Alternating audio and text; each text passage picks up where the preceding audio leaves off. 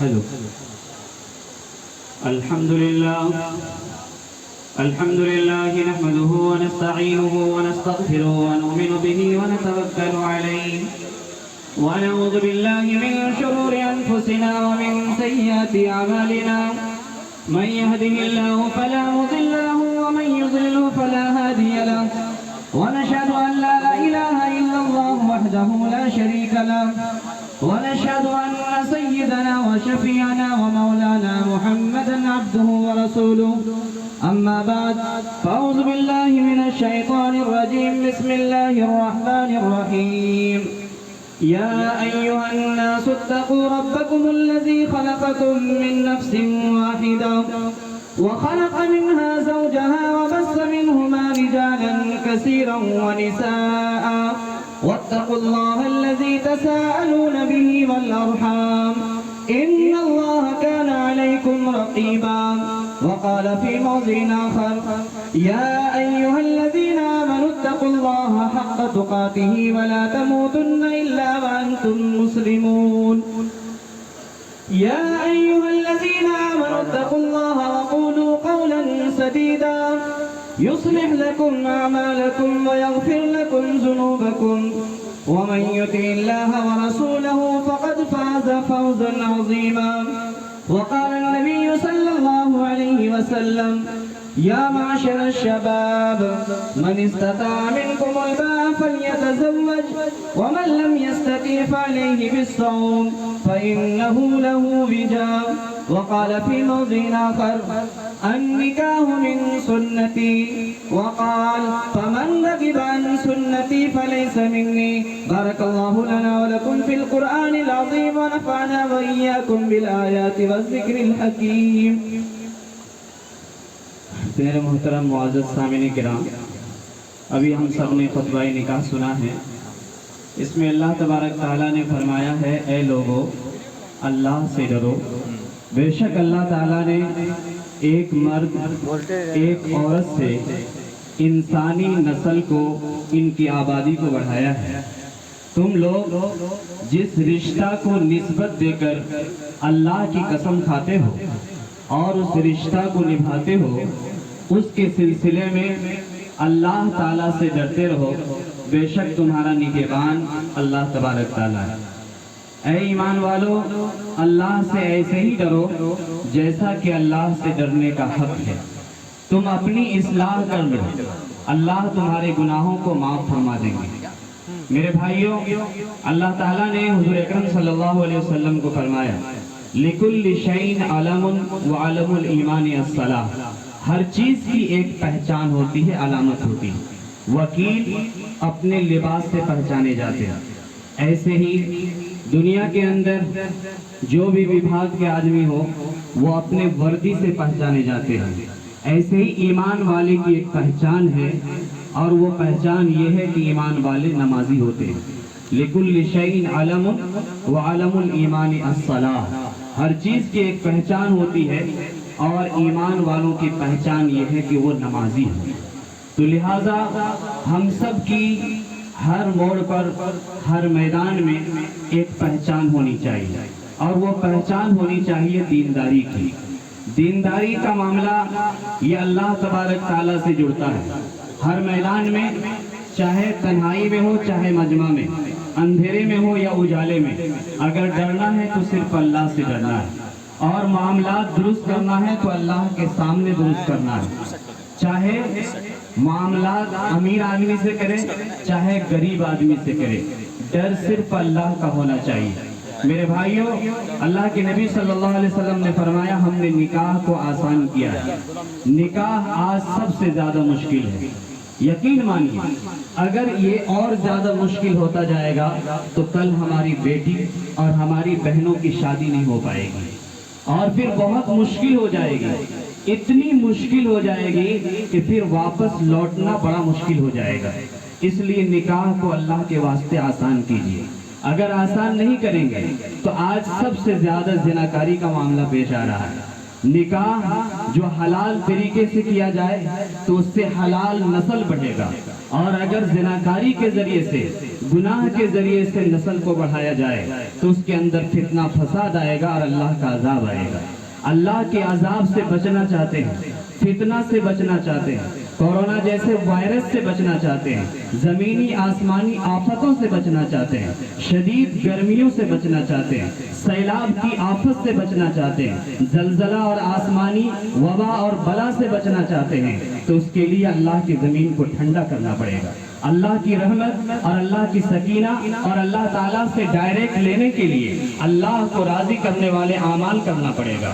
اگر اللہ کو ہم ناراض کریں گے تو یقین مانیے یہ زمین گواہ ہے، قوم عاد، قوم سمود، قوم ایکا، قوم تبا، یہ ہم سے مضبوط قوم تھی، لیکن اللہ نے ان سب کو تباہ و برباد کر دیا۔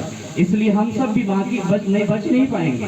اس لیے اللہ کے نبی صلی اللہ علیہ وسلم نے ہم سب کو ایک اللہ کے دربار میں جھکانے کے لیے ایسی ایسی تکلیفیں کھائی، غار ثور میں کبھی چھپے، کبھی غار حرا میں چھپے، اور کبھی ملک بدر کیا گیا، اور اتنی زیادہ جسم کے اوپر پتھر کی بارش کی گئی کہ پورے جسم کو خون سے لہو لہان کر دیا گیا۔ آپ کو کہا اگر امیر کے بیٹی سے شادی کرنا چاہتے ہیں تو کرا دیں گے، اگر آپ کو سردار بننا ہے تو بنا دیں گے، اگر آپ کو سب سے امیر بننا ہے تو بنائیں گے، لیکن ہم سب کے آقا نے فرمایا میرے ایک ہاتھ میں چاند اور ایک ہاتھ میں سورج رکھ دو، پھر بھی میں اس کام سے ہٹنے والا نہیں ہوں، کیونکہ ان کو معلوم تھا کہ اگر آج ہم وہ لے کر کے بیٹھ جائیں گے تو ہم سب آج امت محمدی نہیں ہوتے، ایک اللہ کے سامنے جھکنے والے نہ ہوتے، نہ جانے پھر کہاں کہاں کس کس دربار پر جا کر جھکتے۔ اس لیے میرے بھائیوں، ہم سب کو ایک اللہ کے سامنے جھکنے کا موقع دیا ہے اور امت محمدی میں پیدا کیا ہے، یہ سب سے بڑی نعمت ہے، کیونکہ سب سے پہلے جنت میں امت محمدی جائے گی۔ اس لیے میرے بھائیوں نکاح کو آسان کیجیے تاکہ آگے کا جو نسل ہے وہ آسانی سے بڑھ سکے، اور نکاح ایک ذمہ داری ہے، ذمہ داریاں جب بڑھتی ہے تو آدمی ہمیشہ غلط قدم اٹھاتے ہیں، کبھی بیوی کی وجہ سے ماں باپ سے دور ہو جاتے ہیں، اور کبھی بیوی کی ماں باپ کی وجہ سے بیوی کو الگ چھوڑ دیتے ہیں۔ اس لیے ذمہ داریاں جب آئے تو سب کے حقوق جاننے کی کوشش کرنا چاہیے، بیوی کے کیا حق ہے، باپ کا کیا حق ہے، ماں کا کیا حق ہے، بہن کا کیا حق ہے، سب کے حقوق اگر سامنے میں رہیں گے تو انشاءاللہ رشتہ میں کبھی درار نہیں ہوگا۔ آپ سب مل کر کے دعا کریں زوجین کے لیے، اللہ تعالیٰ ان دونوں کو آپس میں محبت پیدا فرما دے اور آخری سانس تک اس رشتہ کو نبھانے کی توفیق نصیب فرمائے۔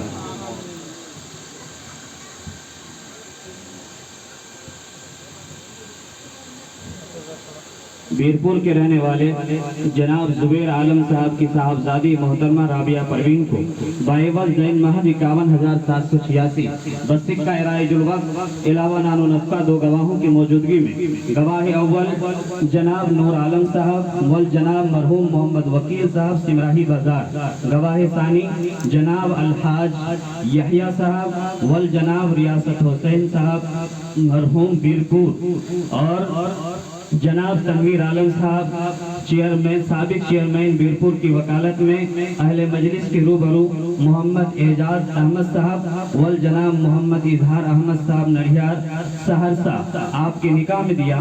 کیا آپ نے اپنی نکاح میں محترمہ رابعہ پروین کو قبول کیا؟ الحمدللہ میں نے قبول کیا۔ جزاک اللہ۔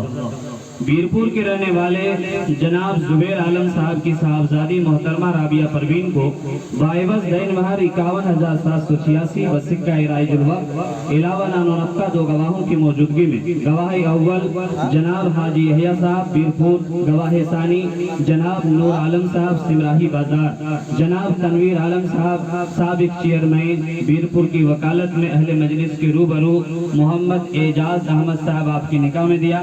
کیا آپ نے اپنی نکاح میں محترمہ رابعہ پروین کو قبول کیا؟ الحمدللہ میں نے قبول کیا۔ بارک اللہ لکما وجمع بینکما فی الخیر۔ دعا کر لیجیے۔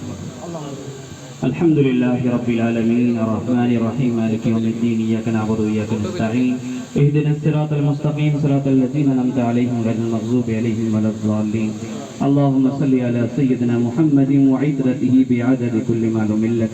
اے اللہ مجلس میں جتنے لوگ ہاتھ اٹھائے ہوئے ہیں اے اللہ سب کو صحت عطا فرما، اے اللہ سب کو تندرستی عطا فرما، اے اللہ عافیت کی زندگی نصیب فرما، اے اللہ خوشحالی اور برکت کی زندگی نصیب فرما، اے اللہ جتنے لوگ شادی شدہ ہے زوجین میں محبت الفت مودت عقیدت پیدا فرما، اے اللہ جو نوجوان ہیں شادی کے لائق ہیں ان کی شادی نہیں ہو سکی ہے اے اللہ انہیں نیک صالح زوجین عطا فرما، اے اللہ تمام لوگوں کو مخلص محبت کرنے کی توفیق نصیب فرما، اے اللہ سب کو اخلاص کی زندگی نصیب فرما، اے اللہ جو ابھی نکاح پڑھایا گیا ہے اس میں محبت الفت مودت عقیدت پیدا فرما، اے اللہ زوجین کو آخری سانس تک نبھانے کی توفیق نصیب فرما، اے اللہ اس رشتہ میں مضبوطی پیدا فرما، اے اللہ دونوں کے ایک دوسرے کے حقوق ادا کرنے اور ایک دوسرے کی قدر کرنے احترام کرنے کی توفیق نصیب فرما، اے اللہ دونوں کے خاندانوں میں محبت عطا فرما، اے اللہ موسم کی شدت میں ہم لوگ پسینہ میں ڈوبے ہوئے آپ کے سامنے ہاتھ پھیلائے ہیں، اے اللہ ایک نادار ایک مفلس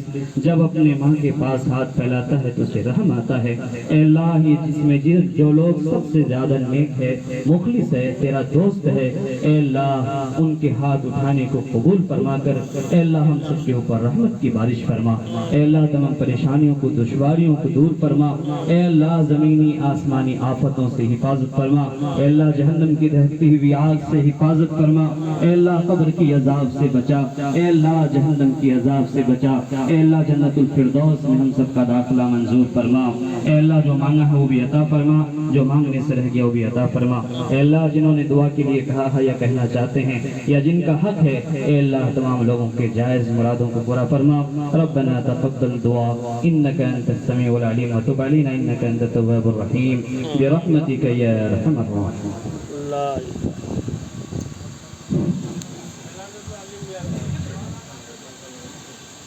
السلام علیکم ورحمۃ اللہ وبرکاتہ۔